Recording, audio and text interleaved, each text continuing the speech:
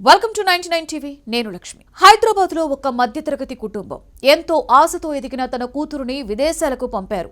కానీ ఆ కలలు కన్న కూతురు శవమై తిరిగి వస్తుందని ఆ తల్లిదండ్రులు కలలో కూడా ఊహించలేదు. అమెరికాలోని మేరీల్యాండ్ లో జరిగిన ఈ భయంకర హత్యోదంతం ఇప్పుడు రెండు దేశాలను వణికిస్తోంది. ఒకవైపు అమెరికా గూఢచర్య సంస్థ FBI, మరొక వైపు అంతర్జాతీయ పోలీసు వ్యవస్థ ఇంటర్పోల్. ఈ రెండింటి కళ్లు గప్పి తప్పించుకోవాలని చూసిన ఒక కిరాతకుడు చివరికి ఎలా పట్టుబడ్డాడో తెలిస్తే వెన్నులో వణుకు పుట్టకమానదు. ఈ క్రైమ్ థ్రిల్లర్ కథలో మొదటి సీన్ అమెరికాలోని మేరీల్యాండ్లో మొదలవుతుంది. డిసెంబర్ 31 కొత్త ఏడాది వేడుకల కోసం ప్రపంచమంతా సిద్ధమవుతున్న వేళ 27 ఏళ్ల హైదరాబాద్ యువతి గోడిశాల నిఖిత అదృశ్యమైంది. తన కూతురు ఫోన్ ఎత్తడం లేదని హైదరాబాద్లో ఉన్న కుటుంబ సభ్యులు కంగారు పడ్డారు. సరిగ్గా అదే సమయంలో నిఖిత మాజీ ప్రియుడు అర్జున్ శర్మ పోలీసుల దగ్గరికి వచ్చి ఒక నాటకానికి తెరలేపాడు. తన ప్రియురాలు కనిపించడం లేదంటూ స్వయంగా అతనే పోలీసులకు ఫిర్యాదు చేశాడు. పోలీసులను తప్పుదోవ పట్టించడానికి ఆ నిందితుడు వేసిన మాస్టర్ ప్లాన్ ఇది. కానీ పోలీసులు రంగంలోకి దిగేలోపే అర్జున్ శర్మ అత్యంత వేగంగా అమెరికాను విడిచిపెట్టి భారత్ కి విమానం ఎక్కేశాడు. ఇక్కడే పోలీసులకు అనుమానం మొదలైంది. ఫిర్యాదు చేసిన వ్యక్తి అంత వేగంగా దేశం విడిచి ఎందుకు వెళ్లాడు?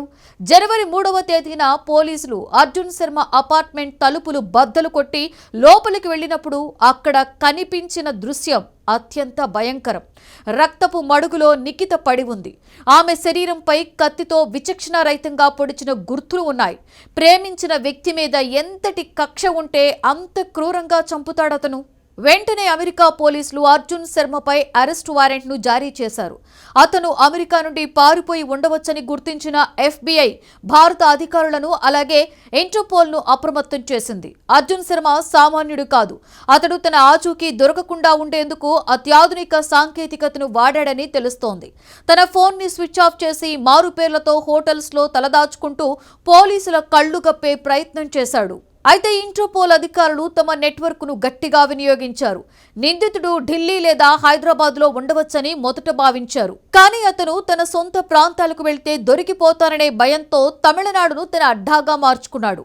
అక్కడ ఒక చిన్న హోటల్లో మకాం వేసి త్వరలోనే విదేశాలకి పారిపోయేందుకు ప్లాన్ చేసుకుంటున్నాడు. సరిగ్గా అక్కడే నిఘా అధికారులు అతడిని చుట్టుముట్టారు. తమిళనాడులో జరిగిన ఈ అరెస్ట్ ఆపరేషన్ చాలా సినిమాటిక్ గా సాగింది. నిందితుడి కదలికలను ప్రతి క్షణం గమనించిన ఇంటర్పోల్ అధికారులు స్థానిక పోలీసుల సహకారంతో ఇవాళ తెల్లవారుజామున అతడు నిద్రిస్తున్న సమయంలో మెరుపు దాడి చేసి అదుపులోకి తీసుకున్నారు. మొదట తనకేమీ తెలియదని బుకాయించిన అర్జున్ పోలీసుల విచారణలో తన తప్పుని ఒప్పుకున్నట్లుగా సమాచారం.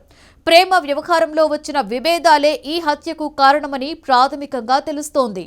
ఇప్పుడు అర్జున్ శర్మను అమెరికాకు అప్పగించే ప్రక్రియ ప్రారంభమైంది. అమెరికాలోని మేరీల్యాండ్ కోర్టులో అతనికి అత్యంత కఠినమైన శిక్ష పడే అవకాశం ఉంది. ఒక యువతి ప్రాణాలను బలికొన్న ఆ కిరాతకుడు చట్టం నుండి తప్పించుకోలేడని ఈ అరెస్టు నిరూపించింది. టెక్నాలజీ ఎంత పెరిగినా, నేరస్తుడు ఎంత తెలివిగా ప్లాన్ చేసినా అంతర్జాతీయ పోలీసు వ్యవస్థల సమన్వయం ముందు వారు తలవంచక తప్పదని ఈ అరెస్టుతో తేలిపోయింది. ఈ కేసులో తదుపరి విచారణలో మరిన్ని షాకింగ్ నిజాలు బయటకొచ్చే అవకాశం ఉంది. అతడు నిఖితను చంపడానికి కత్తిని ఎక్కడి నుండి తెచ్చాడు? ఆ అపార్ట్మెంట్లో ఏం జరిగింది? వీటన్నింటికీ అర్జున్ శర్మ సమాధానం చెప్పవలసి ఉంటుంది.